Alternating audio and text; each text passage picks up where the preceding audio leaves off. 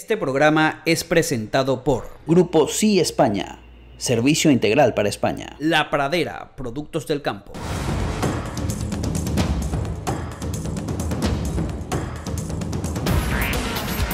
Patricia Poleo en Agárrate, opinión estremecedora.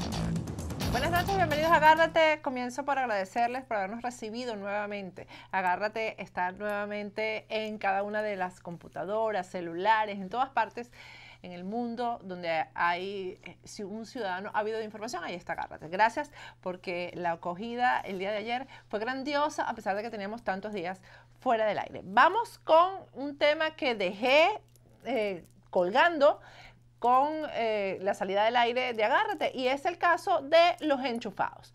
Los invito, por cierto, a no perderse el programa del próximo lunes, porque vamos a tener aquí al teniente José Antonio Colina, presidente de BEPEX, que tiene la lista de 150 supuestos enchufados, pero además vamos a estar conversando con el diputado Freddy Guevara sobre esta nueva ley que se está estudiando en la Asamblea Nacional Venezolana para repatriar los fondos que esos enchufados y corruptos se han llevado fuera de Venezuela. Sobre los enchufados o enchufadas, tenía que completarles la información que ya les había dado acerca de Hiroshima Bravo, esta mujer que ha sido funcionaria del gobierno chavista y que abrió un spa aquí en El Doral que convirtió pues en un punto de conflicto a tal que incluso tuvieron que cerrarlo porque la protesta fue contundente contra el establecimiento, porque se descubrió que era Hiroshima Bravo la propietaria del local.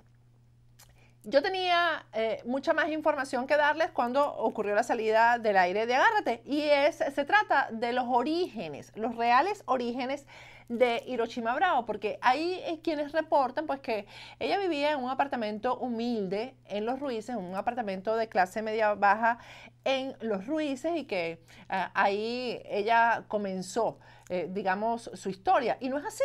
Los orígenes de Hiroshima Bravo y de su familia son mucho, pero mucho más humildes, porque Hiroshima y su hermano Alexis se criaron en el barrio El Mirador de Petare. Vamos a ver las imágenes del Mirador de Petare para que ustedes vean el tipo de vivienda que hay ahí, las personas que no conocen Caracas y que no conocen Petare. De ahí, de ese sector que ustedes están viendo en pantalla, procede Hiroshima Bravo. Ahí nació y ahí creció. Pero entonces, ¿cómo Hiroshima Bravo dio un salto tan rápido hasta un penthouse en la urbanización La Alameda en Caracas, que es una urbanización de clase alta? ¿Cuánto costará un apartamento en La Alameda? ¿Cuántos miles y miles y cientos de miles de dólares costará un apartamento en La Alameda? Por cierto, que Hiroshima dejó atrás familia que todavía vive en Petare. Hiroshima, pendiente de eso que están hablando. Bueno, en programas anteriores hablamos de cómo Hiroshima hizo ese paso, cómo dio ese gran salto, comenzando por el CENIAT, aunque su cargo en el CENIAT le reportó importantes ingresos, pues no fue realmente la base fundamental de su ahora cuantiosa fortuna, pues donde se hizo millonaria en dólares. Eso también lo dije en un programa anterior. Fue en la Asamblea Nacional, siendo que como diputada, trabajando en la reforma de la ley de casinos, trabajando a favor de los empresarios de casinos que le interesaba cierta reforma para poder lavar dinero proveniente del narcotráfico, y esto lo digo con responsabilidad. Bueno, de Los Ruices, como les dije, ellos pasaron a las residencias Puertas del Este en la California Norte. Por cierto, que ahí ocurrió un crimen terrible en estos días, en las mismas residencias donde Hiroshima se mudó después de haber pasado de Petare a Los Ruices, y de Los Ruices a la California Norte, que también es una zona de clase media.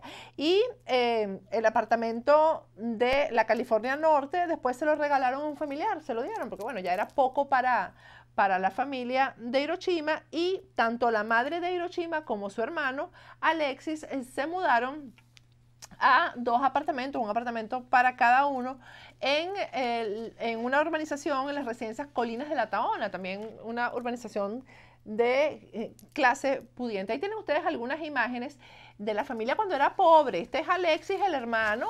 Hiroshima es la que ustedes ven en la parte inferior con, bueno, todas están de traje negro, pero Hiroshima es la que está más sonriente en la parte de abajo.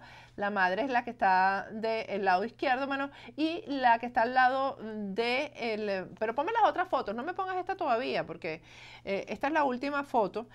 Ahí hay varias imágenes de cuando Hiroshima y su familia eran gente humilde, imágenes en fiestas familiares, etcétera. Ahí las ven ustedes. Vamos a ver una serie de fotos sobre eso. Bueno, el hermano y la madre se mudaron a 2 apartamentos, un apartamento para cada uno en Residencias Colinas de La Tahona, les dije, una zona de clase media alta o de clase alta, y Hiroshima se mudó a un penthouse en la Alameda, que es la foto que ya me pusieron anteriormente, la foto de la madre. Muéstrame a la madre de Hiroshima. Ahí está la mamá de Hiroshima en el penthouse en la Alameda. Alexis, el hermano de Hiroshima, que ni siquiera estudió, pues tiene una gran fortuna. Y vean ustedes, Alexis cuando era pobre, una gran fortuna, y es el testaferro de Hiroshima. Ella, por cierto, lo colocó en varios cargos en el CENIAT y ahora maneja parte de la fortuna de Hiroshima. Tienen casa en Aruba, apartamentos en Brickell, aquí en Miami, camionetotas, como decía Chávez. ¿Cuántas camionetotas tienen? Por cierto, y esto se lo voy a advertir a los trabajadores de las empresas Polar, la cuñada de Hiroshima, que es la esposa de Alexis, el hermano de Hiroshima, trabaja en el centro de distribución de Polar en La Yaguara, y le pasa información de todas las reuniones que los trabajadores hacen, de todas las conversaciones al gobierno. Esa es una advertencia que les hago. Pero ahora vamos a hablar de otra enchufada. Una enchufada que está en Weston. El nombre es Yolanda Sapiaín. Sapiaín, que no viene de sapo, es Yolanda Sapiaín. Ella era la directora de delitos comunes del Ministerio Público. Una persona de extrema confianza de Luisa Ortega Díaz, la actual fiscal general de la República. La imagen que ustedes ven en pantalla, ahí tienen ustedes la prueba, es una publicación en un medio de comunicación en Venezuela de que Yolanda Sapiaín fue directora de delitos comunes. Esa es una información que salió publicada en la que se menciona, pero además hay muchas formas de probar lo que les estoy diciendo, que es absolutamente cierto. Yolanda Sapiaín fue removida, pero fue la directora de delitos comunes y además con unas relaciones un poco peligrosas. Bueno, el caso es que esta señora, muéstrame la imagen obtenida de Instagram, esta señora acaba de comprar la franquicia, o por lo menos cuando obtuvimos la información estaba negociando la franquicia del Salón de Belleza Armandeus en Weston. Ahí tienen ustedes, además, el Instagram de Armandeus Weston donde ella aparece. Es la persona, yo creo que hay un detalle de esa foto donde, pónmela más cerca, exactamente. Esta es Yolanda Sapiaín, acompañada ahí del socio, aparentemente, en la peluquería Armandeus que están comprando en Weston. Ella, repito, fue la directora de delitos comunes del Ministerio Público, compró la franquicia, pero aún no le han aprobado la visa L1, que es la visa de inversionista, y entonces está optando por asilo político.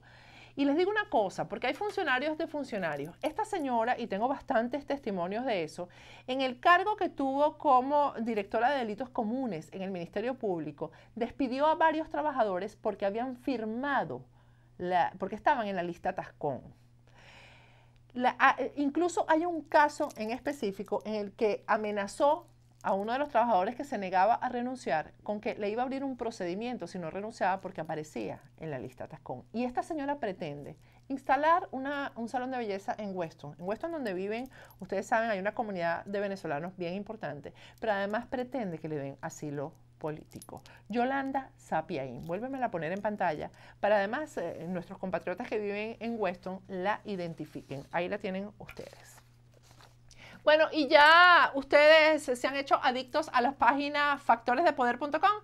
Yo los invito a ver la página, a visitarla y a informarse a través de www.factoresdepoder.com. Vamos a ver algo, por cierto, de lo que está en la página y que ustedes lo pueden ubicar. Esa es la declaración de la descarada presidenta de Brasil, Dilma Rousseff, que dice que su destitución va a desestabilizar a Brasil. Vamos a ver el video.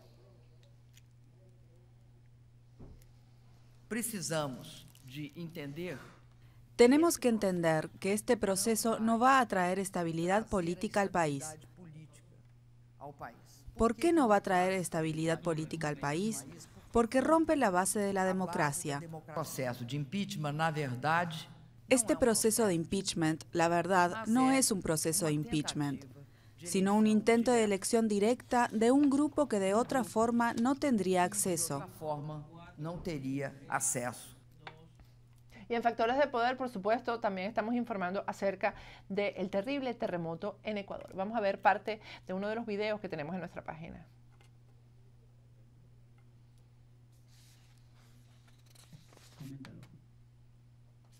Ahí tienen ustedes imágenes terribles de lo que ha ocurrido en Ecuador.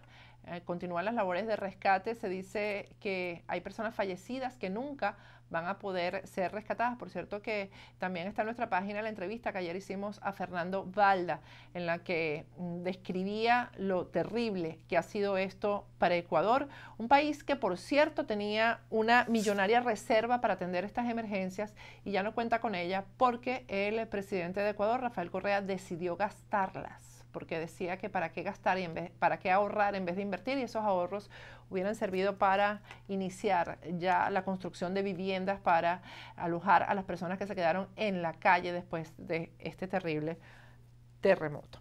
Bueno, vamos a ir a un corte y al regreso vamos a hablar de un tema que nadie se atreve a tocar y es ¿qué está pasando con la Mesa de la Unidad en Venezuela? ¿Qué está pasando con la Asamblea Nacional?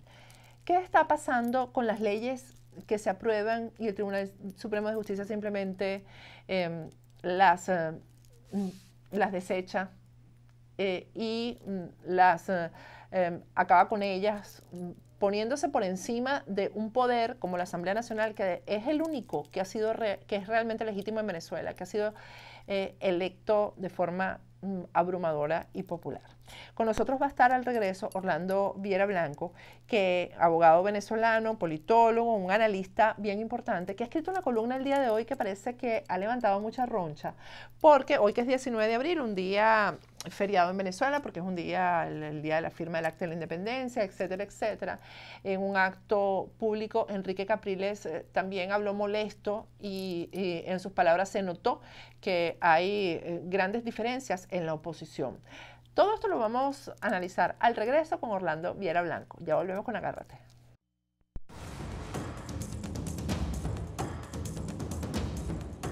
Agárrate con Patricia Poleo.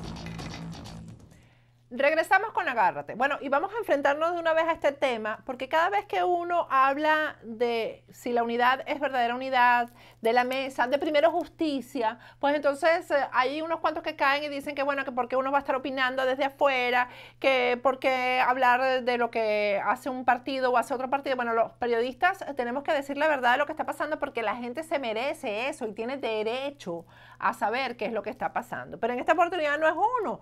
Yo he leído con muchísima atención, y aquí la tengo porque hice bien mi tarea, la columna del abogado, del politólogo, del analista Orlando Viera Blanco, que habla sobre este tema de las agendas de Primero Justicia, entre otras cosas, porque no solamente se refiere a eso. Hoy vamos a ver alguna parte de ese momento. Enrique Capriles Radonsky, que bueno, ustedes saben, importante líder de Primero Justicia, hoy estalló, decía groserías y de todo, y a mí me parece que la columna de Orlando Viera Blanco, publicada el día de hoy en diversos medios de comunicación en Venezuela, tiene que ver con esto. Ya tenemos vía Skype a Orlando Viera Blanco. Buenas noches, Orlando, ¿cómo estás? Buenas noches, Patricia. Gracias por tu introducción y un saludo a tu audiencia. Bueno, Orlando, vamos a comenzar por... Yo quiero que tú primero me digas cuál fue, porque siempre que uno escribe una columna uno dice, uno tiene un objetivo de llegar a un cierto público y para algo. O sea, yo quiero escribir esto porque yo quiero cambiar algo o porque yo quiero producir algo. ¿Por qué escribiste tú esta columna? Y después vamos a desarrollar el tema de la columna.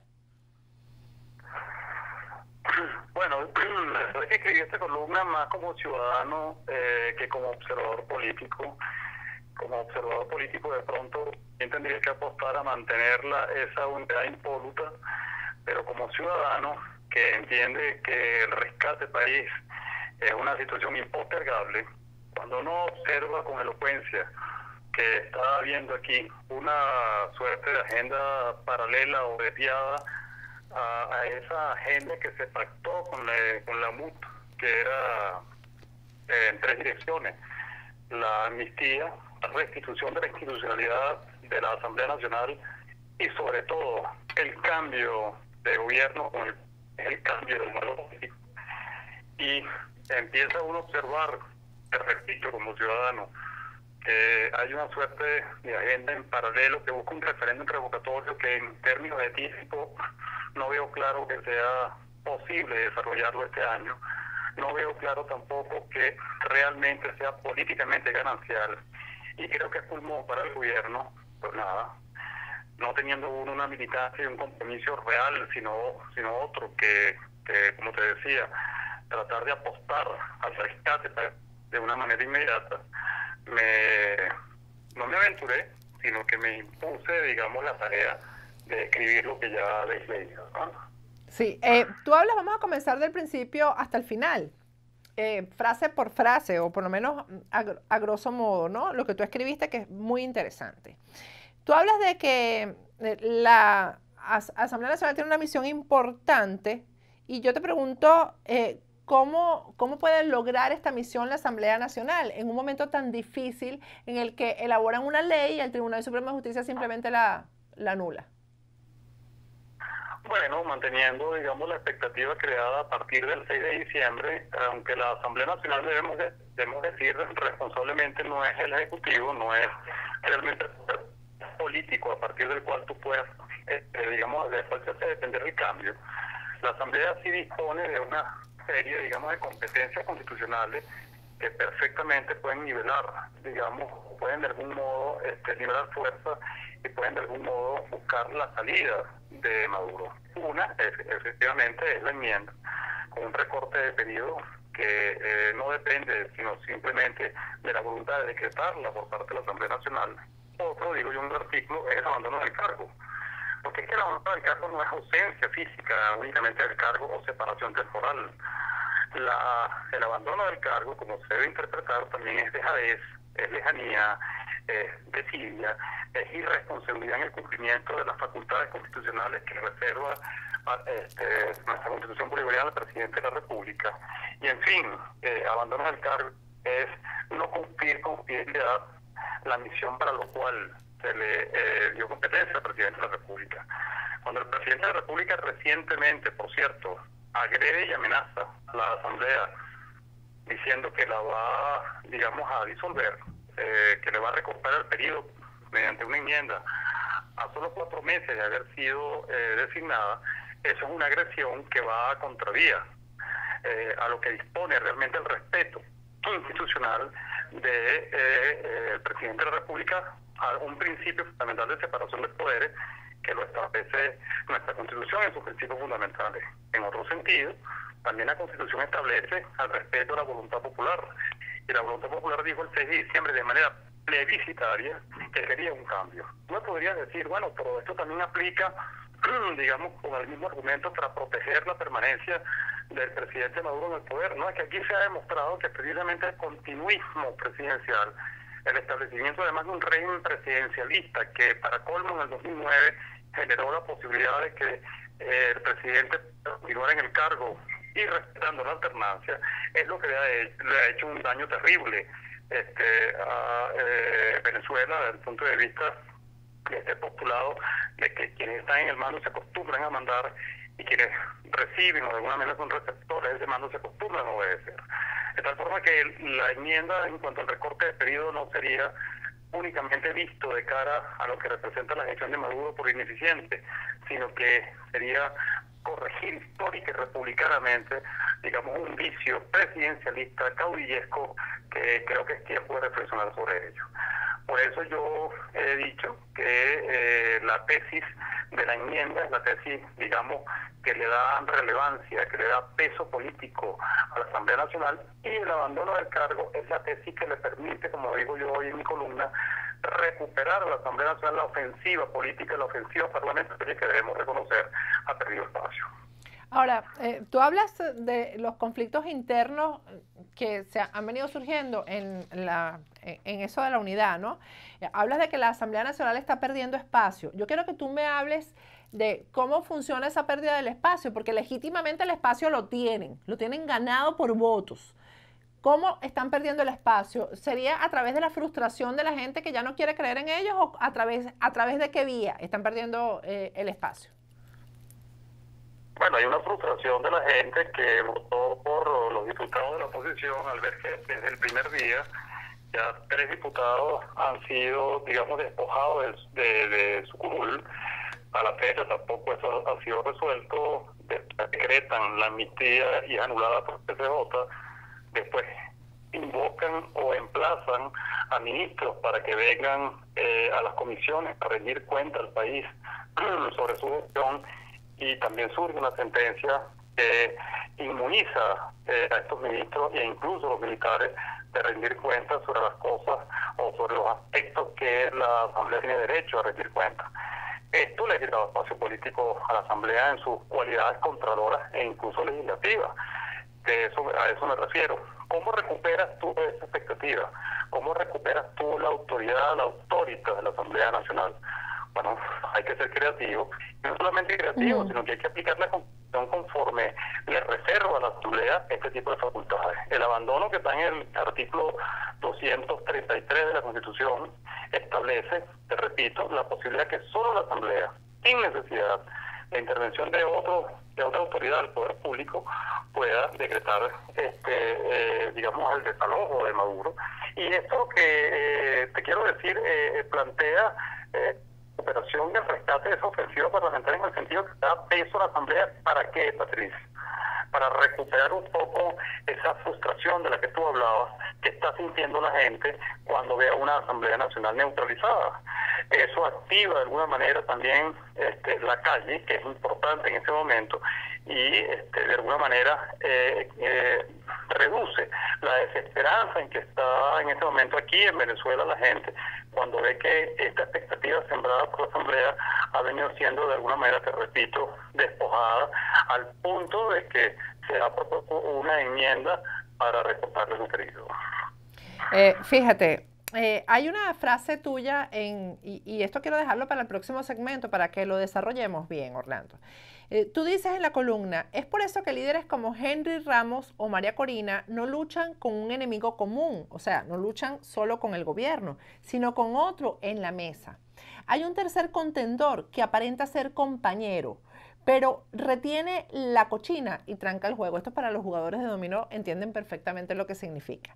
Así, la Asamblea Nacional queda cercada por el TSJ y engolosinada con leyes paraguas socialistas, donde el gobierno la tiene fácil para decir: usted es un farsante. Yo quiero que tú me hables de eso al regreso, porque también vamos a comentar alguna información que ha publicado la periodista Marianela Salazar en su columna, y otras informaciones que yo tengo, y todo tiene que ver con Primero Justicia. Pero yo quiero que al regreso tú me amplíes más sobre esto y sobre cuál es tu resistencia o tu oposición al referéndum revocatorio que Primero Justicia está tratando de promover de forma tan agresiva. Hoy vimos a un Enrique Capriles agresivo como no estamos acostumbrados a verlo. Al regreso continuamos conversando con Orlando Viera Blanco. Ya volvemos con Agárrate.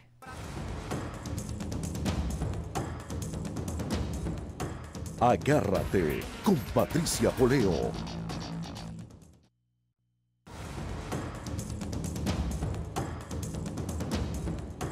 Agárrate con Patricia Poleo. Regresamos con Agárrate. Estamos vía Skype desde Venezuela con el abogado, analista político Orlando Viera Blanco, que ha escrito una columna hoy que para mí fue lo que hizo estallar a Enrique Capriles Radonsky, que es el dirigente de Primero Justicia. Vamos a ver, antes de continuar con la conversación con Orlando Viera Blanco, el estallido o parte del estallido de Enrique Capriles Radonsky el día de hoy. Vamos a verlo. La oposición no puede convertirse en un concurso de simpatías o a ver quién habla más duro o a ver quién quiere ser más arrecho. Aquí lo que paga es ser más inteligente, porque el inteligente es el que va a poder vencer. El revocatorio no es de Capriles ni de Primero Justicia. El revocatorio es del pueblo venezolano. Asumámoslo como la bandera del cambio en nuestro país. Es la hora de dejar las pendejadas. Es la hora de apretarse el pantalón y avanzar los venezolanos. Bueno, estaba bravo, dijo groserías y todas esas cosas a las que no estamos acostumbrados por parte de Enrique Capriles, pero estaba como molesto. Incluso en parte de su discurso mencionó que Henry Ramos no estaba porque le dolía el estómago, pero lo dijo como de mala manera, como que si Henry Ramos había inventado esto para no asistir a este evento. Orlando, ¿qué le pasa a Enrique Capriles? ¿Por qué está tan molesto? Bueno, aquí vamos a hablar con claridad, ¿no? Claro. Me imagino. Ok. Yo quiero decir con toda responsabilidad y te repito como ciudadano que le duele a uno al país, que quiere que por cierto, gente como tú regrese, nuestros exiliados, que nuestros presos políticos estén en libertad. Una frase que dice la columna, un poco antes a lo que tú citaste, sí, es la siguiente: la urgencia histórica de adoptar un modelo liberal, democrático y republicano que no espera hasta el 2019. ¿Por qué yo pienso que el referéndum revocatorio lo que hace es aletargar, lejos de avanzar, la agenda política venezolana? Porque, Patricia, no hay oportunidad real para que el referéndum revocatorio se ejecute este año. Tenemos también otro compromiso electoral para el próximo mes de diciembre, que por cierto, hago la observación, espero no ver a muchos diputados yéndose, quiero decir, de la oposición, de las bancadas, del hemiciclo, para aspirar a las gobernaciones. La agenda política venezolana no espera 3 años para que Venezuela realmente busque un cambio. Cuando tú vas a intentar un referéndum revocatorio donde tienes que recoger 4 millones de firmas, que no es cosa de coser y cantar, y aún recogiéndolas porque pasaste ese obstáculo, esa muralla que establece el CNE, después tienes que recoger 7,5 millones de firmas o más para poder revocarle, de firmas no, de votos, el mandato del presidente Maduro. Esto es una cuestión titánica en un país donde el árbitro no es realmente un árbitro imparcial. Entonces lo que apuesta el señor Capriles, y no espero que con esto se moleste, está claro. Ser él el candidato prácticamente único de la oposición para el 2019. Ser el candidato que realmente vaya, digamos, a esa contienda electoral, cuando un país estará ya en ese momento absolutamente depauperado. Y lo que me temo, y esta es mi preocupación, es que para el 2019 no necesariamente tú vas a ganar unas elecciones, porque un país que llegue al límite de su depauperación, que ya lo está, es una igualación hacia abajo que ya prácticamente se cubanizó. La estrategia del gobierno, lo esposo, yo también en mi columna, es una estrategia de control, es una estrategia de mecanización de la sociedad venezolana, es una estrategia que mantiene a las madres, a nuestra gente en cola todos los días del mundo para tratar de sobrevivir. Y esto impide realmente que haya un proceso de removilización social. A partir de allí, el tema del referéndum revocatorio lo que hace es darle pulmón a un gobierno que va a decir lo mismo que ya nos dijo alguna vez: él va a favorecer entonces una contienda electoral, vamos a referéndum, y yo dudo que realmente ese referéndum, te repito, pueda hacerse este año y pueda ejecutarse, digamos, de manera objetiva, de manera imparcial. Si es el año que viene no tiene sentido, porque ya el año que viene quedaría como vicepresidente, en el caso de ganarlo, Aristóbulo, o quien esté ocupando la vicepresidencia de la República. No te extrañe que la propia esposa del presidente de la República, o quizás otro de los afectos del país. De tal manera que por el referéndum revocatorio hay una transición, y por eso digo responsablemente que allí se está de alguna manera ejecutando una agenda paralela, una agenda que por cierto viene siendo promocionada con una propaganda que a mí me causa también cierta suspicacia. Claro, me desentona, porque esas campañas de que primero justicia es como tú, o primero justicia juega la unidad, bueno, ¿de dónde está la unidad? Todas las agendas que ha tratado de ejecutar esa unidad prioritariamente, que es la amnistía, que es, te repito, ir a una enmienda, han sido dilatadas porque se han querido preferir otras agendas que parasitan con el tema socialista, como la ley de empleo juvenil, o la ley de títulos para la gran misión vivienda, o la ley de producción nacional. Señores, nosotros no podemos apostar una ley de producción nacional en un país expropiado. Nosotros no podemos apostar a una ley de títulos de gran misión de vivienda, que esa es la gran misión de Falco. No existe posibilidad de que realmente le llegue algo a una ley de empleo juvenil cuando nuestros jóvenes se dedicaron a otro empleo que fue bachaquear. Entonces esto me luce a mí dramáticamente demagógico. Me parece que es competir en el terreno que el chavismo precisamente ha acercado a la gente, que es el terreno del populismo, y por eso digo, se la pone fácil el gobierno para decir que tú, precisamente tú, señores de PJ, muy engominados ellos, no son de vocación realmente socialista. Entonces, fíjate, Orlando, discúlpame que te interrumpa. Sí, crecimiento. fíjate, te interrumpo aquí por lo siguiente. Sobre este tema de Primero Justicia y esas agendas así como extrañas, la propia periodista, vamos a poner en pantalla el tuit de Marianela Salazar, que dijo en estos días, ella lo informó, dice: increíble pero cierto, Julio Borges se negó a aprobar una moción de censura contra el ministro Padrino López. Debe explicar sus razones. Hubo silencio por parte de Julio Borges. La información además que yo tengo de primera mano es lo siguiente, Orlando, y yo quiero que tú me oigas bien. Fíjate, él reunió a varios dirigentes estudiantiles en Venezuela, que son los que mueven la calle, y los conminó a congelar alguna intención que hubiera de protesta pacífica y lógica, además en estos momentos, en miras a que hay que ocuparse, dijo Julio Borges en esa reunión, de las elecciones para gobernación que vienen, que había que concentrarse en eso, que la calle no traía nada bueno, que no se podía regresar al tema de la salida que protagonizó Leopoldo López, que fíjense cómo terminó Leopoldo, que si ellos quieren terminar así, que miren cómo están todos los estudiantes que están presos, los enumeró, etc. Ustedes quieren terminar igual, pues entonces aborten el tema de la calle. ¿Qué opinión tienes tú sobre esto? Porque más allá de que queremos todos una salida constitucional, pues yo creo que la calle está incluida en esa salida constitucional, la protesta ciudadana. Ahí está Brasil, lo que ha pasado en Brasil, ¿no? ¿Qué opinión tienes tú sobre esto? Ese interés que tiene Primero Justicia de alargar, bueno, ya tú lo dijiste, de seguir corriendo la arruga para que esto llegue hasta el 2019. Bueno, es que ya al punto que hemos llegado, Patricia, la lucha en Venezuela, desde el punto de vista estrictamente democrático, como uno quisiera, con esto no quiero yo decir que no me desmarco de esas posibilidades, pero hay posibilidades democráticas mucho más contundentes, y una pasan por darle el peso que merece la Asamblea, que es una asamblea mayoritariamente de oposición, con herramientas que permitan a la gente percibir que la asamblea va en línea con lo que ofreció y con las posibilidades de cambio, por lo cual entonces la gente saldría a defender con fervor esa agenda parlamentaria. Pero como la agenda se ha venido aliviando, te repito, con estos instrumentos legales que a fin de cuentas no van en sintonía con lo que se le ofreció a la gente, entonces la gente se letarga. La gente se queda en casa, la gente se frustra, y ahí está la pérdida de espacio político de la Asamblea Nacional.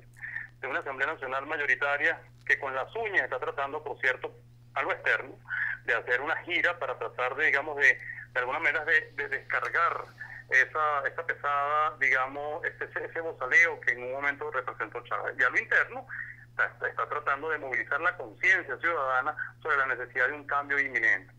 Entonces, cuando tú sales al exterior, y aquí mismo al interno, cuando llegas a Venezuela, la gente te dice: ¿por qué se tardaron tanto con la enmienda? ¿Por qué retardan tanto, por ejemplo, la reforma de la ley del Tribunal Supremo de Justicia? ¿Por qué se han retardado tanto con esa agenda que ustedes ofrecieron cuando nos dijeron a nosotros que esa era la última cola? Y uno, te repito, más como ciudadano que como observador político, observa esto que María Elena comenta, o observa esto, por lo cual el señor Capriles tenía una iracunda calentera el día de hoy. Bueno, entonces ahí tienes la respuesta. Está muy claro, no es una cosa que la vea Orlando Viera ni la veas tú. La opinión pública se está dando cuenta que hay una desviación, que hay un aligeramiento, que hay una suerte, digamos, de agenda paralela, y históricamente el país no resiste eso, Patricia. No lo resiste. Orlando, ¿cómo crees tú que va a terminar todo esto? Ya para cerrar este segmento y la entrevista contigo, ¿cómo va a terminar este tema? Porque aparte o independientemente de que haya quienes quieran abortar la calle, etcétera, ya la desesperación social va a terminar en eso, en una conmoción social. Ya hay gente a la que están robando están matando para quitarle la comida. Se están metiendo en casas donde saben que la gente tiene alacenas llenas para robarlos. O sea, ¿en qué va a terminar el tema en Venezuela? Bueno, mira, yo soy optimista. Lo voy a resumir con esta frase. Sí. La política decanta, Patricia. Y decanta aquello que realmente no vaya en sintonía con las realidades. De tal manera que un país que ciertamente está en un estado de conmoción, de violencia progresiva, que requiere urgentemente, que no puede postergar el cambio real para de alguna manera no acabar con 17 años, digamos, de rentismo y de populismo, sino con 30 y tantos años de crisis. Desde que tú y yo éramos apenas unos muchachos bachilleres en el 82, cuando se empezó a devaluar la moneda, sí. Y ya llevamos 10.000% de devaluación a la fecha de hoy, pero no 10.000% desde el 82, 10.000% de devaluación desde el 98 que llegó Chávez. Bueno, la política decantará, la gente irá reconociendo, y esta es la contribución tuya, esta es la contribución de uno, irá reconociendo cuáles son los actores políticos que están en sintonía con esta necesidad de cambio, y si va a haber una situación explosiva, sí se va a dar una situación, digamos, de agitación, donde los actores políticos que hayan actuado con coherencia política, con compromiso político y con arrojo, no con arrechera, esta, digamos, de pronto súbita y para mi gusto un poco fijada, sino con verdadera, digamos, sintonía con lo que espera la persona, serán los actores políticos que van a liderizar una transición que no dudo que va a regresar más pronto que tarde. Bueno, muchísimas gracias, Orlando. Gracias por este análisis tan importante y en este momento. Gracias por haber estado aquí con nosotros. Gracias a ti, buenas noches y muchos saludos a tu gente y a todos ustedes. Bueno, ustedes lo oyeron y yo lo único que les digo es que vuelvan a ver el programa que hice hace casi 2 años sobre cómo Julio Borges vendió a un grupo de militares que estaban trabajando por el rescate de la democracia en Venezuela. ¿Cómo los vendió? A militares honestos que hoy en día están presos precisamente porque él los delató ante el gobierno y delató lo que no era, porque habló de un golpe de Estado cuando lo que había eran reuniones para buscar una salida precisamente constitucional. Vamos a ir un corte. Al regreso vamos a tener aquí en el estudio a Eduardo Serrano, ese extraordinario venezolano, actor y que además es padre de un joven con autismo. Aquí viene Eduardo Serrano a hablarnos de lo que es ser padre de un autista y a responderle a Nicolás Maduro la forma peyorativa en que se refirió a los autistas. Eduardo Serrano además ha difundido un video que se ha hecho viral en las redes, pero lo vamos a tener aquí en el estudio hablando del tema. Ya volvemos.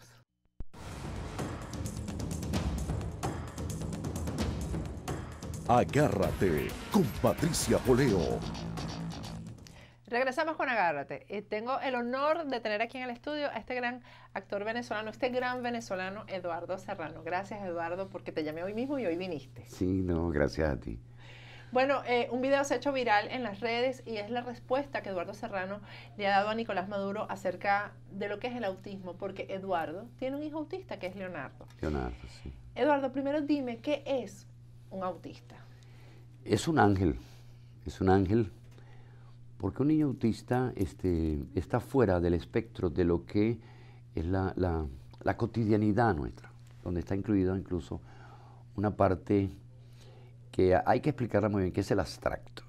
Muchas veces desde el abstracto nosotros manejamos factores como es la picardía, la viveza, el entender el doble sentido, el humor, y ellos no manejan eso. El niño autista es un individuo concreto, De manera que él aprende que 2 y 2 es 4 y tú le dices, sí, pero si le pones una coma de 2.5 es 4.5, no. 2 y 2 es 4. Para que él alcance a entender que 2,5 más otro es 4.5 es un proceso. Son inteligentísimos. O sea, los grises, no entienden los grises, digamos, los matices. No entienden. Eso es muy acertado lo que acabas de decir. Ellos entienden blanco y negro. Y con eso el padre, la madre, el entorno familiar, los amigos se tienen que comprometer. ¿Por qué? Porque ante un niño autista hay que tener mucha paciencia. Ese mundo nosotros tenemos el compromiso de entenderlo. Son brillantes, son inteligentísimos, de una altísima sensibilidad.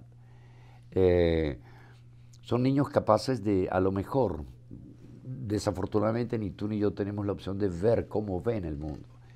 Pero yo te diría que a lo mejor lo ven todo azul o todo rosado y es algo que nosotros no entendemos. Un niño autista es para cada padre un proyecto, es un reto, es un desafío que viene acompañado de parte de ellos hacia uno de una gran ternura. A lo mejor ellos con el resto de la sociedad, porque si algo carece un niño autista es de no ser sociable. A veces por una introspección, a veces por temor, a veces quizás hasta por vergüenza. No se relacionan. Sí. Tú sabes que a veces he llegado a pensar que, en el caso de mi Leo, que él tiene muy claro su condición, la tiene bien definida. Y no quiere que lo molesten, quizás. Exacto. Entonces no quiere que lo molesten y no quiere abordar a la gente desde su perspectiva. Entonces, de repente un niño autista, ante una persona que desconozca el tema, lo ve así, como extrañado. Sí, porque ellos son otro mundo. Y como te decía, es un mundo de ternura, de una eterna verdad, porque no saben mentir. Identifican al padre y a la madre, ¿no? Por supuesto. O sea, saben que, y tengo entendido porque lo sé por otros padres que son muy amorosos. Ellos todo ese aspecto del amor lo manejan de manera perfecta frente a sus padres, sus hermanos, los amigos nuestros. Porque Leo, por ejemplo, es amigo de todos mis amigos. Los identifican. Perfectamente, perfectamente. Ahora, Eduardo, ¿qué edad tenía Leo cuando tú te diste cuenta que era autista? ¿Ustedes se dieron cuenta? 4 añitos. Hay una historia que se relata en una página que creó la madre de mi hijo, Heidi Velázquez, que se llama En tu mirada, y hay una información muy detallada de cómo fue el proceso de descubrir a Leo y hasta dónde se extendió el asunto. Yo les recomiendo que la puedan ver, se llama En tu mirada, la encuentran en YouTube, ahí hay una información, incluso testimonios. Es un proyecto bien bonito que se quedó detenido un poquito en el tiempo, pero sí, que yo estoy seguro que va a comenzar. Lo descubrí y como todo padre, que su niño es autista. No. La reacción inmediata, sobre todo del varón. La resistencia del padre, sí, generalmente. El padre, porque somos muy cobardes frente a ese tipo de cosas. El hombre es cobarde frente a eso, no se enfrenta. Frente a muchas cosas también. Muchas. Ustedes son mucho más valientes que nosotros y más decididas. Mi reacción fue no, como Leo, autista, no. Y claro, prontamente, la información nos la dan en Venezuela. Nos venimos para acá ahí en muy corto tiempo y aquí la reiteran. Sí. Y dije, amén. Cuando me la reiteran aquí, dije, amén. Primero sentí alegría que en Venezuela existiera gente tan capaz de diagnosticar esto. Porque me hicieron todos los exámenes, incluyendo audiometría, encefalograma, todo. En Venezuela hicieron todo. En aquel entonces las cosas estaban mejor. Claro. Había más preocupación. Al venir aquí lo reiteran y yo, bueno, lo interpreté como un premio. Para eso, de eso me hablaron y eso lo acepté. Leo es un premio en nuestra vida. Leo es un ángel, como decía, que, bueno, la vida, Dios, la naturaleza, sobre todo Dios, nos los trajo para que viéramos en él otra parte de la vida, otro escenario de la vida. ¿Qué sentiste con las palabras de Nicolás Maduro? Y te lo pregunto porque fuiste bien contundente en lo que grabaste, ¿no? En el mensaje que le enviaste. Muchas cosas. Una de las cosas que después lo reflexionaba, me da mucha lástima. Quiero decir con esto que es lamentable que una persona que asuma tal magistratura, pues tenga la irresponsabilidad de decir cosas de las cuales no se ha documentado. Y responsabilidad porque, como yo lo decía en el video, el personaje Nicolás Maduro ha pasado a ser un chiste en muchos casos y de burlita, de risa. Sí. Pero cuidado. Una parodia permanente. Cuidado, ahí nos está ofendiendo. Sí, absolutamente. Y entonces nosotros como ciudadanos de Venezuela, como ciudadanos de un país, en este caso se llama Venezuela, a veces nos sentimos como que nos da vergüenza. Nos da vergüenza sobre todo porque hemos tenido gente tan promisoria, tan brillante, ¿verdad? En esos cargos y en otros. Y no solamente en lo político, en la ciencia, en las artes, en todo, que han representado a nuestro país con tanta dignidad y con tanto prestigio. ¿Por qué nos pasó esto? Dios mío, es decir, hoy en día, ¿viste lo que dijo el presidente? La risita. Porque eso nos minimiza. Eso nos transforma como en una imagen global. Nos minimiza. Porque así como dicen, Venezuela era el país de las Misses. Era verdad, qué bellas las mujeres venezolanas. Venezuela el país de petróleo. Era verdad, hasta que se cayó el petróleo. Sí. Incluso de la telenovela, el país de las Claro. telenovelas, ¿qué tal? Hoy en día no sé qué es lo que dice Venezuela, el país de que del chiste, de la expresión gratuita e irresponsable de él, del presidente y de otros tantos también que hacen lo mismo, porque si revisamos la asamblea anterior, aquello era de terror, el fraseo que se utiliza, la grosería, la falta de respeto a las personas que allí estaban. Pero hasta en la forma de vestirse, de actuar, todo. De era una actuar, de cosa, decir, de todo, de todo. falta de compostura en todos los sentidos. Esa descomposición se ha ido acentuando, que en un programa yo decía que todo nació, creo yo, bueno, antes, pero hay momentos que el señor Hugo Chávez dijo en televisión, en una cadena nacional, ¿cuál era la esposa? La de Barquisimeto. Sí. Fulana de tal, espérame en casa que ya yo voy a darte lo tuyo. Es una grosería Con que no tiene Marisabel. perdón, Marisabel. Es una grosería decir semejante barbaridad, porque tienes... Pero además para todas las mujeres, ¿sabes? Por Eso agrede a todas las mujeres. por Eso no supuesto. solamente con la esposa. Con todas las mujeres. Bueno, y el ciudadano de a pie, él dice, bueno, si el presidente hizo, cuando esté hablando por teléfono, él respeta a su esposa, a su novia, a su compañera, con eso mismo que lo dijo el presidente. Y cuidado, yo creo que el presidente tiene la responsabilidad de ser un ejemplo. Por supuesto. En todo, ¿no? En todo. Entonces, ¿por qué exhibir la grosería? ¿Por qué exhibir lo grotesco, lo vulgar, lo elemental? ¿Y por qué exhibir en este caso la irresponsabilidad? Ahora, sí ha salido, Eduardo, y tú lo tienes que haber notado, como que como un tipo de venezolano que no conocíamos antes, dado a estas cosas. Porque antes no veíamos eso. ¿No? La gente hoy en día en Venezuela como que está más agresiva, más grosera, y yo creo que es que esta gente lo que ha hecho es promover eso, ¿no? Contaminaron el país. Pero es que el comunismo tiene esa virtud. Ellos llegan, destrozan todo y sobre las Arruinan cenizas... todo, convierten todo en ruinas. Arruinan todo, ¿no? Por eso son tan detestables. Arruinan todo y sobre las cenizas construyen lo que a ellos les conviene. En nuestro caso acabaron con la Corte Suprema de Justicia, acabaron con todos los poderes, se apoderaron de todo y desde ahí construyen ese enorme edificio de dictadura con el cual se han desenvuelto. Y en ese camino, como yo no creo que un dictador pues se pueda preocupar por sus ciudadanos.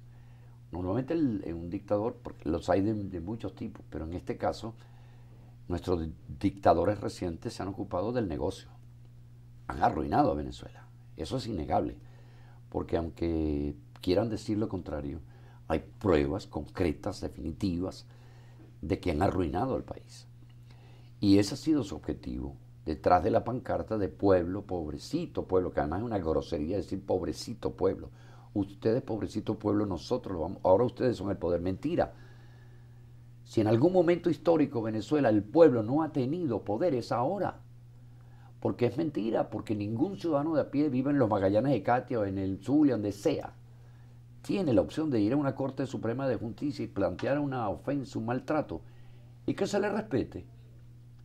No, lo que han hecho es apoderarse del hambre, de la miseria y de la necesidad de ese pueblo para tenerlos consigo en el puño de la mano y vota por mí, que es lo que a mí me garantiza poder seguir ejecutando esto que a mí me conviene, en nombre tuyo. Es una estafa, realmente es una estafa asquerosa y que yo creo que la gente cada día se da más y más cuenta. Ahora, gente como tú que le llega tanto al público, porque tú eres actor y definitivamente son ustedes como más livianos que nosotros los periodistas. Ustedes hacen cosas más bonitas de que las que hacemos nosotros los periodistas. Pues yo creo que uno de los que ha cumplido la función de llevar el mensaje ha sido tú. Pero el gremio de los artistas, ¿cómo lo sientes frente a esto? Que se podría hacer más. Eduardo, los artistas que tienen tanto alcance deberían hacer más porque la gente entendiera lo que está pasando. Sí, yo creo que es un compromiso. Alguien en un momento dijo, no, los artistas no deben meterse.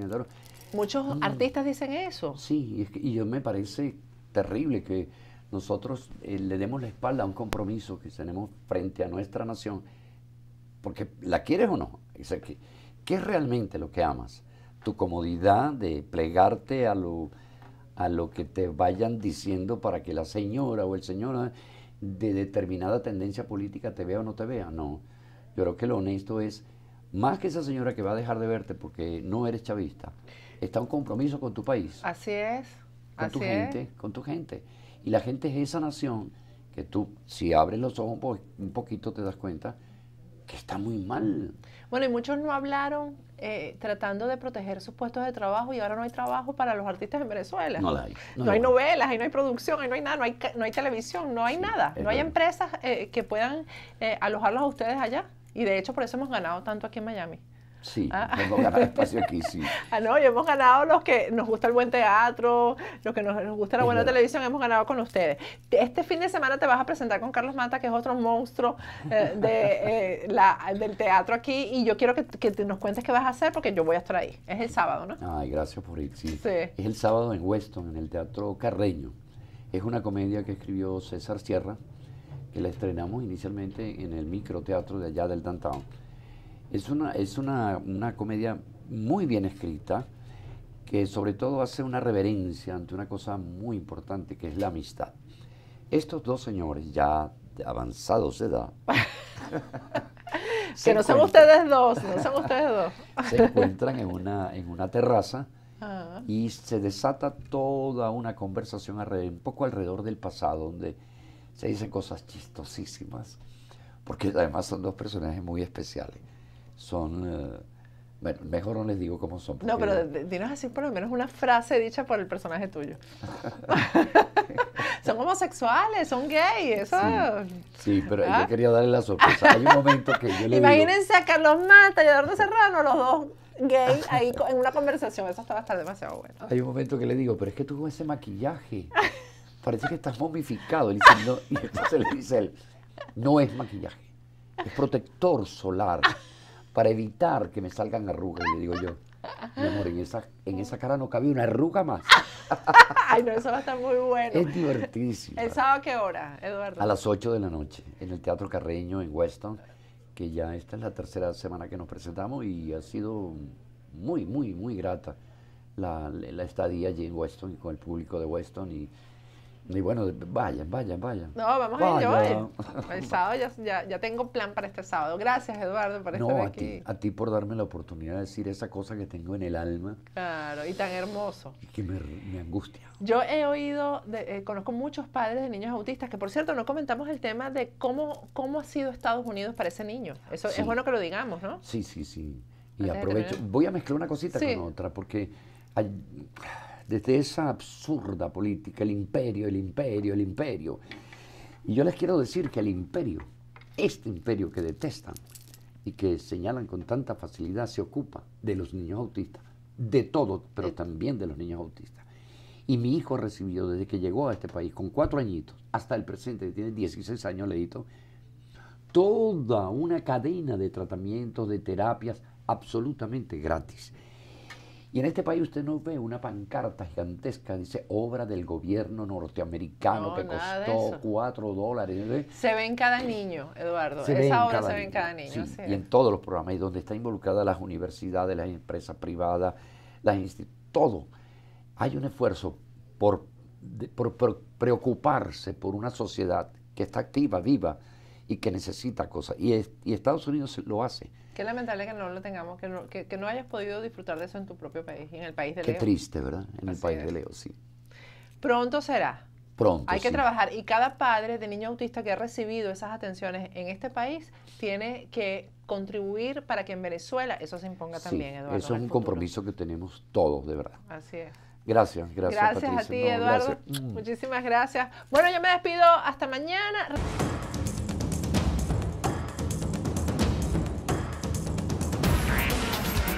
Patricia Poleo en Agárrate, opinión estremecedora.